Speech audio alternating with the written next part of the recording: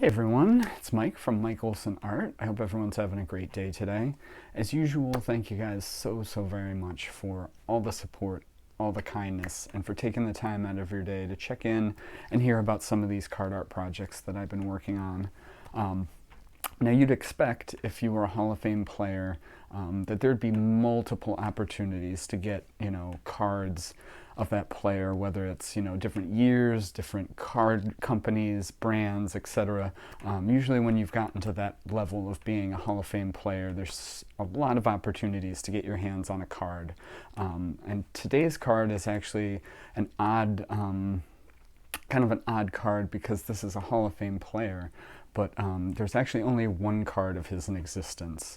And the interesting part about this card is that its existence has only been known very recently, and in the last 15 years is really the only period where this card's been documented. So why don't we just jump right in and take a look at our card today. Today's card is a 1951 Josh Gibson Toleteros card. This card is really rare, but has such an interesting story behind it. This card was great to get to work on, but there was a lot of interesting things that went into it. So why don't we just jump right in and take a look. All right, so here is a closer look at our 1951 Toleteros Josh Gibson card. Like I said, this card has only really been discovered in the last 15 years, and it is definitely a rare card, not easy to get your hands on. So that was what made this one really exciting to work on. This card was deceptively difficult. When you look at it, honestly, you see a lot of white space. There's not a lot of stuff going on in this card, but when you really take a step back, it's 50% player and 50% chain link fence.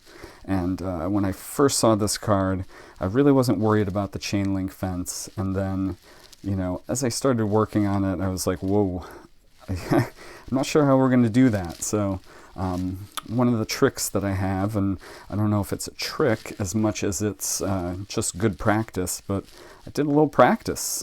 So this card is kind of a couple different attempts at doing that chain link, and once I was happy with how that came out, I was satisfied to go on to the final card.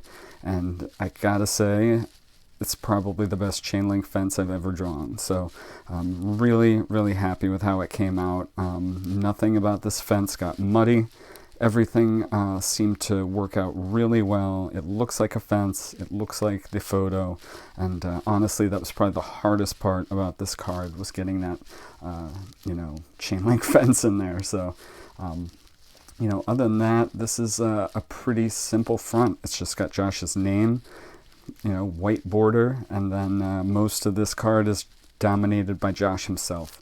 And, this card, like I said, it's really rare. Toleteros only made cards for about 3 years, and this card came up in the 3rd year of existence for the company. I believe it was a 180 card set, so Josh is just one of the cards in there, but the Toleteros company was a Puerto Rican company. They made cards for a little while, but they're not super popular.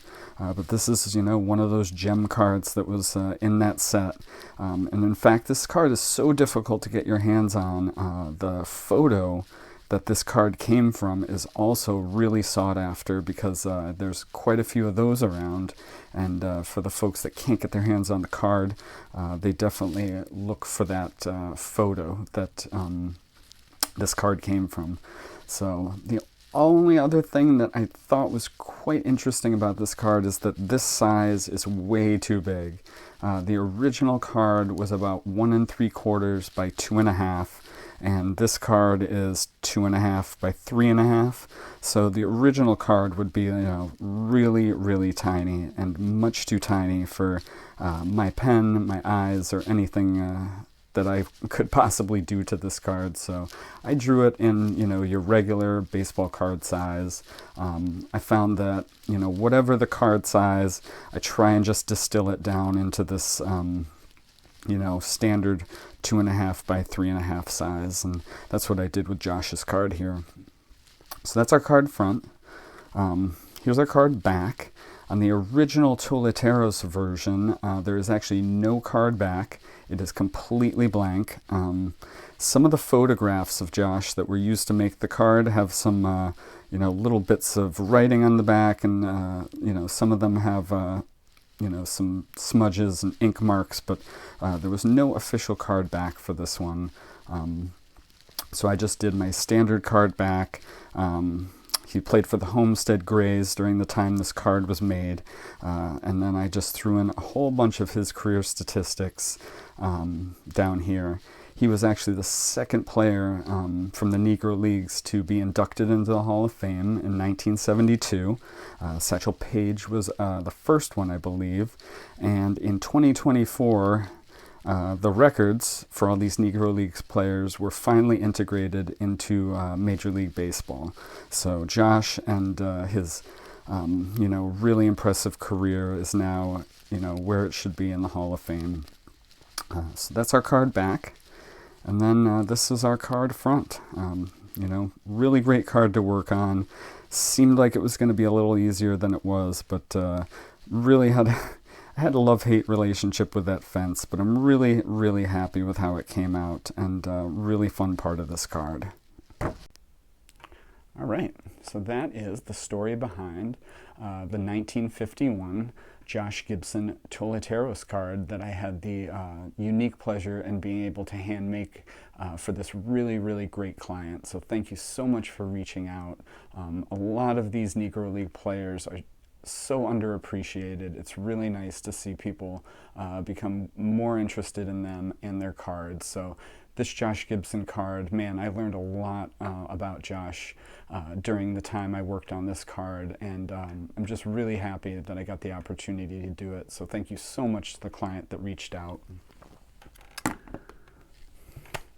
All right, guys, like I said, this card right here is a great example of what I've always said, is that we can do any card you want, whether it's a super rare card like this Josh Gibson card, or a card that's, super easy to get. It really doesn't matter, because at the end of the day, we can make it for you. So if you guys have any ideas, any cards you want to do, just reach out. You can reach me here at Instagram, or you can go to my website, mikeolsenart.com, and you can contact me that way. All right, guys, until the next card, thanks, and see you again.